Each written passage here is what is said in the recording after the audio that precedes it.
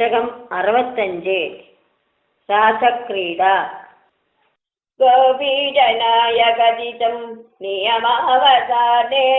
मारोत्सवं दमदस्तातयितुं प्रवृत्तः सान्द्रेण सान्द्रमहसा शिशिरीकृता चे प्रापूरयो मुरळिका यमुनावनन्दे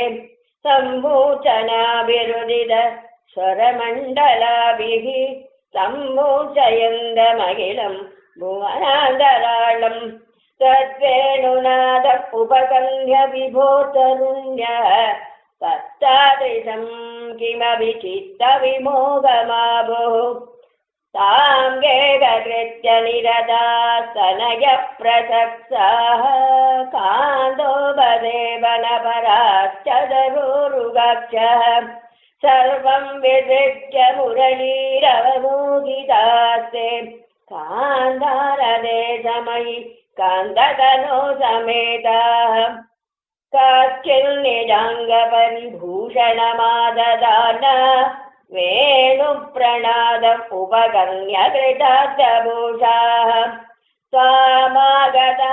ननु तदैव विभूषिताभ्यः तागेव संरुरुजिरे सरलोचनायाः निदम्बभुवि कादन धारयन्ती कान्तिं जगण्डभुवि देवसमागता त्वम् हरित्वमात्मजगदस्य मुकुन्दतुभ्यं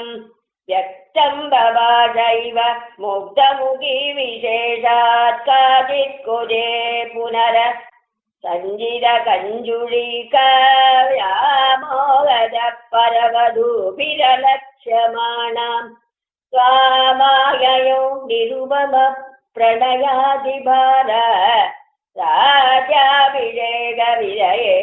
कलशीधरेव काचित्कृगातिलनिरेतुम् अपारगन्ध्यः स्वामेव देव हृदये सुदृढं विभाव्य देहं विदूय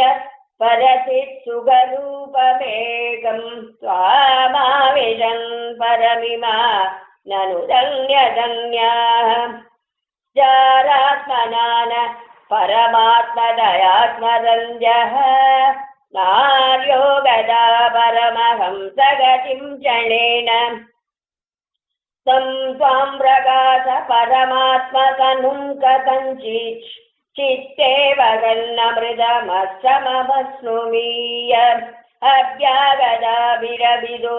व्रजसुन्दरीभे मुक्तस्मिताद्रवदन करुणालोके निःसीमकान्तिजलति त्वमभ्यक्षमाणः विश्वैकहृद्यहर मे पवनेशरूपान् ॐ श्रीकेशवाय नमः ॐ श्रीसुन्दर मन्दहसने नमः सर्वत्र गोविन्दनाम सङ्कीर्तनं गोविन्द गोविन्द।